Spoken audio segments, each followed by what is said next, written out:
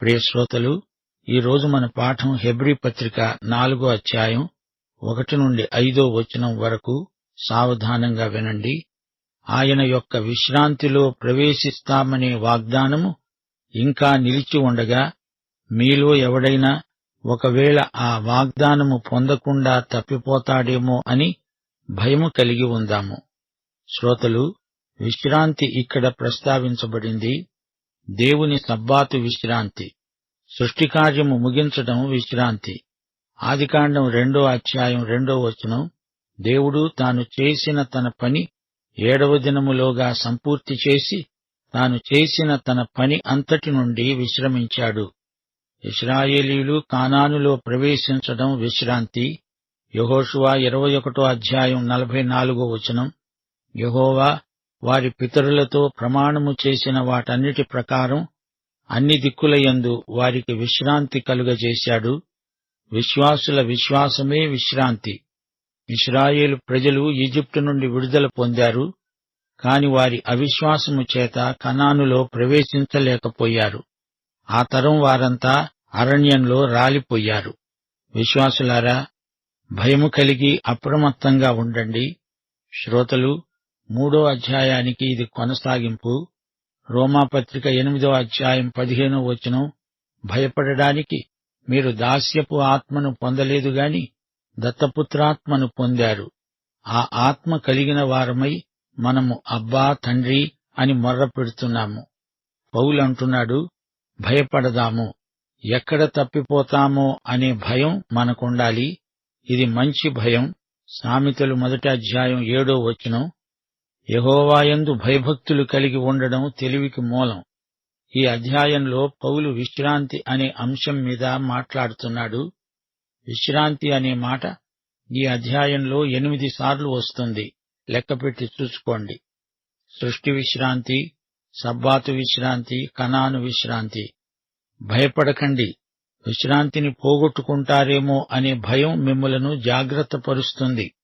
ఈ రోజున చాలామంది క్రైస్తవులు ఈ విశ్రాంతిని అవిశ్వాసము ద్వారా పోగొట్టుకుంటున్నారు.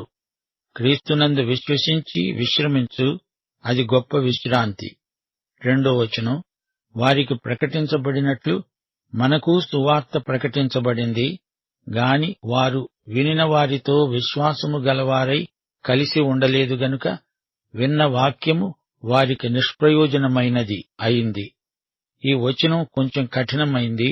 అసలు అర్థమేమిటంటే, వారు మనలాగే విన్నారు గాని విన్నదానితో విశ్వాసాన్ని జతచేసిన వారు కారు.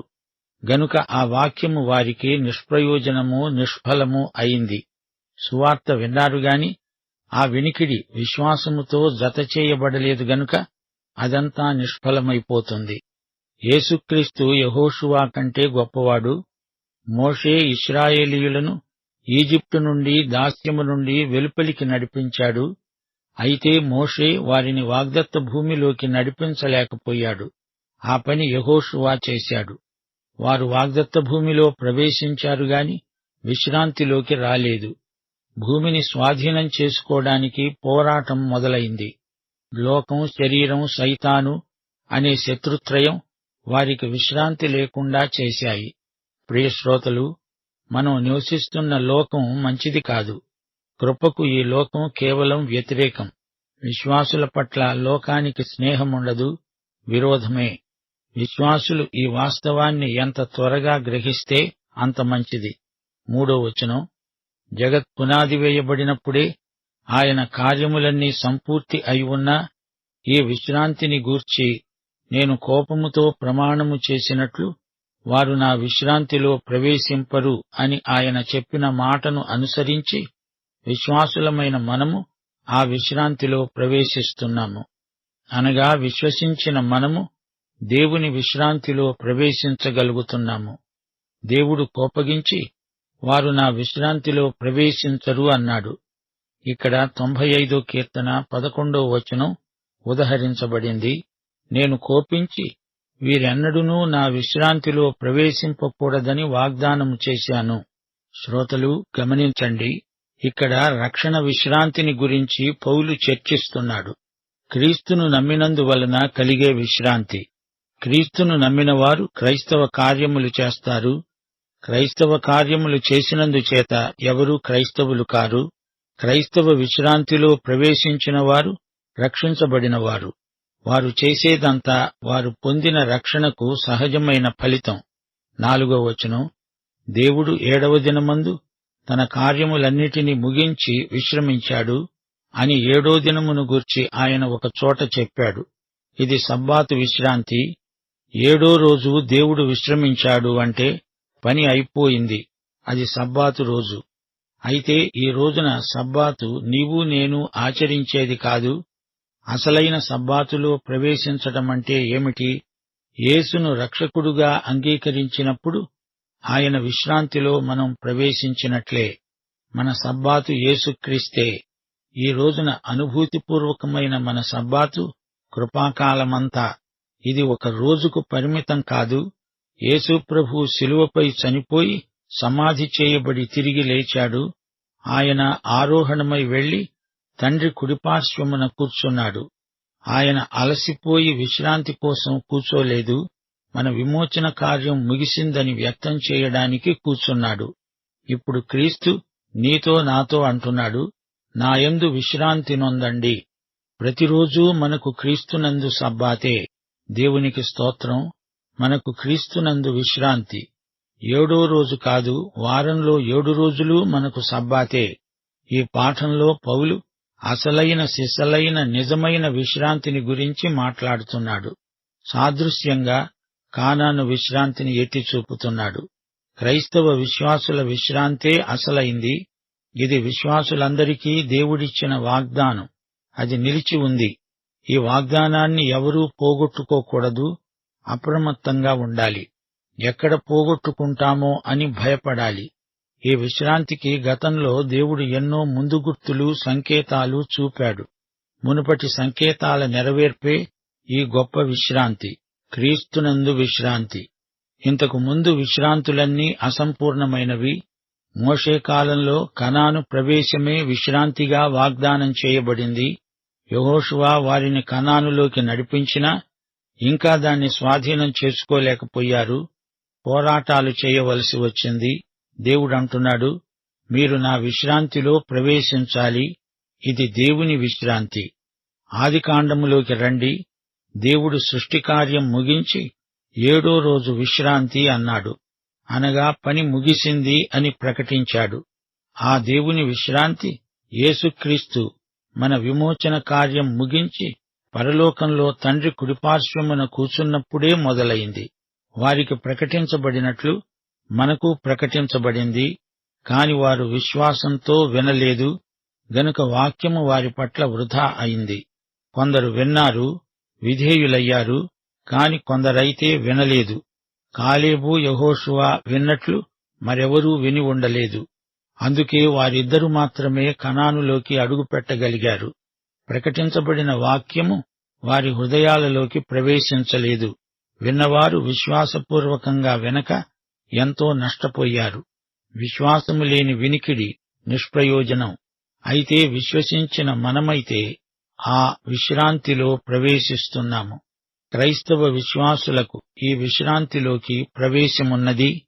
జగత్పునాది వేయబడినప్పుడే ఆయన కార్యములన్నీ సంపూర్తి అయినవి. దేవుడు కోపంతో ప్రమాణం చేసి అన్నాడు, వారు నా విశ్రాంతిలో ప్రవేశించరు. అసలైన దేవుని విశ్రాంతి క్రీస్తునందే అని ఈ ప్రవచనం చూపుతోంది. మొదటి నుండి దేవుని యొక్క విశ్రాంతి ఉన్నప్పటికీ వారు అందులో ప్రవేశించలేదు. విశ్రాంతికి ప్రవేశ మార్గం మొదటి నుండి దేవుడు తెరిచే ఉంచాడు. 7వ దినమును గూర్చి ఆయన మరో చోట చెబుతూ, దేవుడు 7వ రోజున తన కార్యములన్నిటినీ ముగించి విశ్రమించాడు అన్నాడు. మళ్లీ అదే చోట అదే మాట అన్నాడు దేవుడు, వారు నా విశ్రాంతిలో ప్రవేశించరు. అనగా ప్రవేశిస్తే ఎంత బావుండు. దేవుని యొక్క విశ్రాంతి, ఆ విశ్రాంతి ఇంకా నిలిచి ఉన్నది. అందులోకి అందరూ రావాలని దేవుని ఆకాంక్ష. వాగ్దానము చేయబడిన ఈ విశ్రాంతిని తప్పిపోతామేమో అనే భయం విశ్వాసులకు ఉండాలి. విశ్రాంతి అంటే బైబిల్ అర్థం పని చేయకుండా కూర్చోటం కాదు, దేవుడు చేసి ముగించిన పనిలో ప్రవేశించడం. పగలున్నంత వరకు నన్ను పంపిన వాని పని మనము చేస్తూ ఉండాలి. క్రీస్తునందలి విశ్రాంతి అలసట నిరుగని ఆనందకరమైన సేవ. సమాధుల తోటలోని ప్రశాంతత కాదు, దేవుని కోసం నిర్విరామ కృషి. శూన్యమైన మనస్సు కలవరంతో నిండిపోతుంది. సృష్టిలో దేవుని విశ్రాంతి అలసట నిరుగని క్రమబద్ధమైన చలనం. దేవుని విశ్రాంతి ఆధ్యాత్మికం, ఆత్మకు సంబంధించిన విశ్రాంతి. క్రీస్తునందు దేవుని విశ్రాంతిని అనుభవించే వారి ఆత్మలో శాంతి నెలకొని ఉంటుంది. శరీరం బాధలో ఉన్న ఆత్మ మాత్రం విశ్రాంతిని అనుభవిస్తుంది. తన బలహీనతలో యేసు బలాధిక్యాన్ని పౌలు అనుభవించగలిగాడంటే అదే క్రీస్తునందలి విశ్రాంతి. పరిస్థితులను మించిన స్థితి ఈ విశ్రాంతి. పరిస్థితులు మారుతూ ఉంటాయి, అనిశ్చితమైనవి. దేవుని బిడ్డలు పరిస్థితులపై ఆధారపడకూడదు. పరిస్థితులతో సతమతమయ్యే వారికి వారి ప్రాణాలకు విశ్రాంతి ఉండదు. దేవుడు క్రీస్తునందు మనకు వాగ్దానము చేసిన ఈ విశ్రాంతి బాహిరమైనది కాదు, అంతర్గతమైనది. సంఘర్షణల మధ్య, సంక్షోభంలో కూడా చెక్కుచెదరని విశ్రాంతిని దేవుడు విశ్వాసులమైన మనకు వాగ్దానము చేసిన విశ్రాంతి సహజాతీతమైనది. యోహాను సువార్త 16:33 ప్రభు అన్నాడు, నాయందు మీకు సమాధానము కలుగునట్లు ఈ మాటలు మీతో చెబుతున్నాను. ఈ లోకములో మీకు శ్రమ కలుగుతుంది, అయినా ధైర్యం తెచ్చుకోండి, నేను లోకాన్ని జయించాను.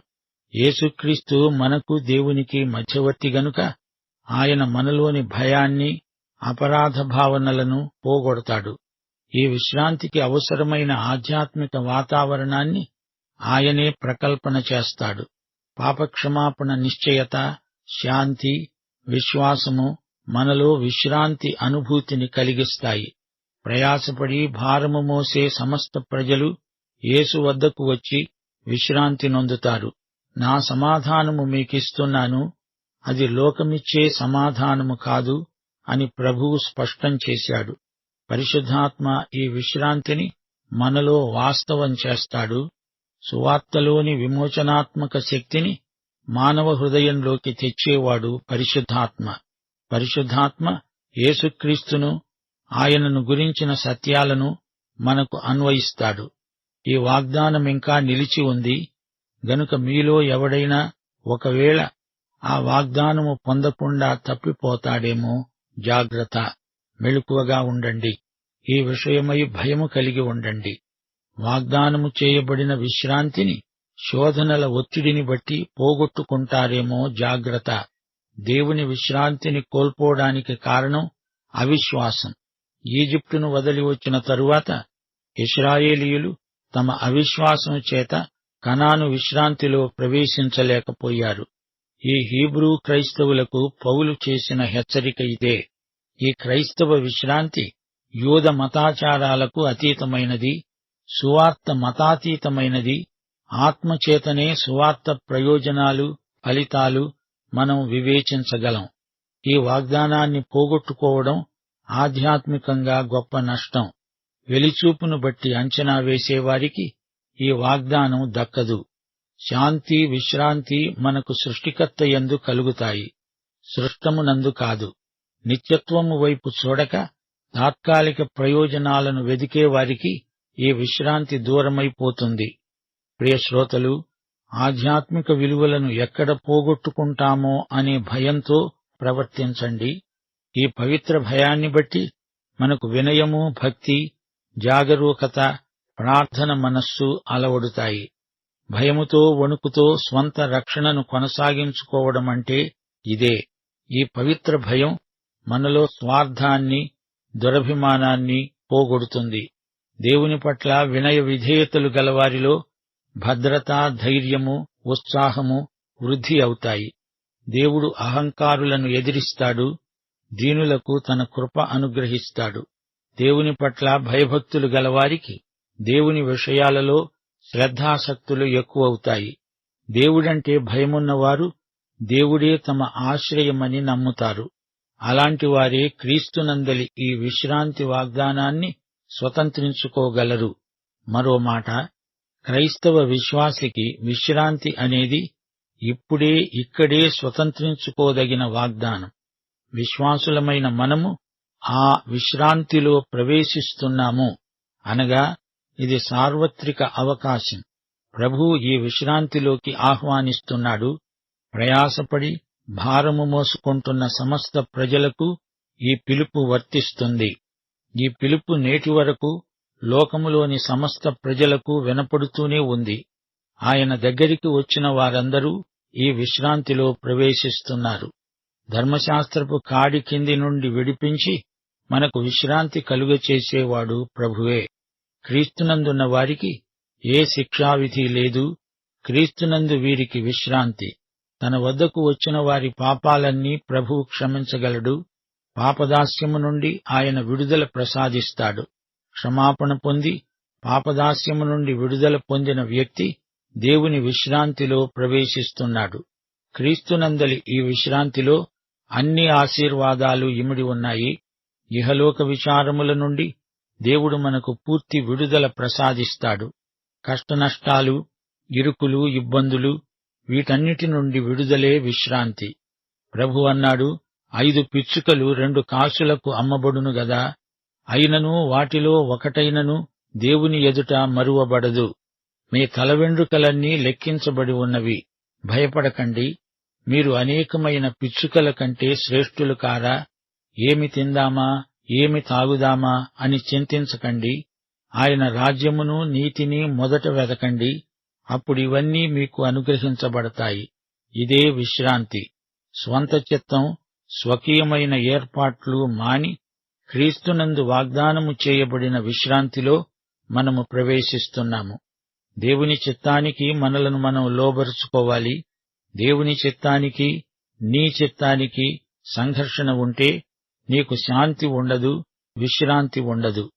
క్రీస్తునందలి విశ్వాసమే మనలను ఈ సంక్లిష్ట స్థితి నుండి తప్పించి మనకు విశ్రాంతి కలిగిస్తుంది. ఈ లోకంలో మనకు ఎంతో ఆశాభంగం కలగవచ్చు.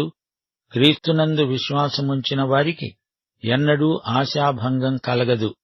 యేసు ప్రభువును పూర్ణ హృదయముతో ప్రేమించేవారు ఆయన తమను ప్రేమించినట్లే వారు ఇతరులను ప్రేమించగలుగుతారు. ప్రతిఫలాపేక్ష లేకుండా ఇతరులకు మేలు చేసే మనసు కలుగుతుంది. యేసు ప్రభువు తృప్తిపరుస్తాడు. మనలను సత్కార్యముల కొరకు ప్రేరేపిస్తాడు. మనకు ఆత్మానందం ప్రసాదిస్తాడు. యేసు ఎంతో మంచివాడు, గొప్పవాడు. ఆయన యందే మనకు విశ్రాంతి. మన ప్రియ సన్నిహితులు మరణిస్తే మనకెంతో సంతాపము, దుఃఖము కలుగుతాయి. అలాంటప్పుడు ప్రభువు మనకు ఎంతో ఓదార్పు, ఆదరణ, శాంతి, విశ్రాంతి చేకూరుస్తాడు.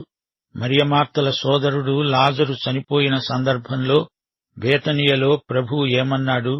నీ సోదరుడు తిరిగి లేస్తాడు. నేనే పునరుత్థానమును జీవమును. నాయందు విశ్వసిస్తే ఎవడైనా చనిపోయినా బ్రతుకుతాడు. బ్రతికి నాయందు విశ్వాసముంచినవాడు ఎన్నటికీ చనిపోడు. మరియమార్తల మనసుకు క్రీస్తును బట్టి ఎంతో శాంతి, విశ్రాంతి. మరణపు ముల్లును విరిచిన యేసు ఆయన మరణాన్ని నిరర్ధకము చేసి జీవమును, అక్షయతను సువార్త వలన వెలుగులోకి తెచ్చిన మృత్యుంజయుడు. సోదరీ సోదరులారా, ఆధ్యాత్మిక విశ్రాంతిలో ప్రవేశించి అందులో ఆనందించాలంటే అది ఎప్పుడో కాదు, ఇప్పుడే, ఇక్కడే. హెబ్రీ పత్రిక 4:3 మనమిప్పుడు ఆయన విశ్రాంతిలో ప్రవేశిస్తున్నాము. దేవునికి స్తోత్రం. అప్పటి ఇశ్రాయేలీయులకు, ఇప్పటి విశ్వాసులకు విశ్రాంతి ఏ విధంగా వాగ్దానం చేయబడిందో ఇంతవరకు చూచాము. వారు ఈజిప్టు నుండి విడుదలై కనానులో ప్రవేశిస్తారని దేవుడు అబ్రహాముకు వాగ్దానం చేశాడు. దేవుడు తన వాగ్దాన విషయంలో అబద్ధమాడనేరని ప్రభువు. అలాగే ఈ రోజున పాపము నుండి విడుదల పొంది ఈ లోకము నుండి పరలోకంలో ప్రవేశించేందుకు క్రీస్తునందలి విశ్వాసమే ఏకైక మార్గం. ఆయన ఇంట అనేక నివాసములున్నాయి. మన రక్షణకర్త అయిన యేసు మనల్ని వాటిలోకి ప్రవేశపెడతాడు. దేవునికి స్తోత్రం. పాఠమింతటితో సమాప్తం. ప్రభు అయిన యేసుక్రీస్తు వారి కృప, తండ్రి అయిన దేవుని ప్రేమ, పరిశుద్ధాత్మ యొక్క అన్యోన్య సహవాసము, సమాధానము మనకందరికీ నిత్యత్వము పర్యంతము తోడై ఉండునుగాక. ఆమేన్.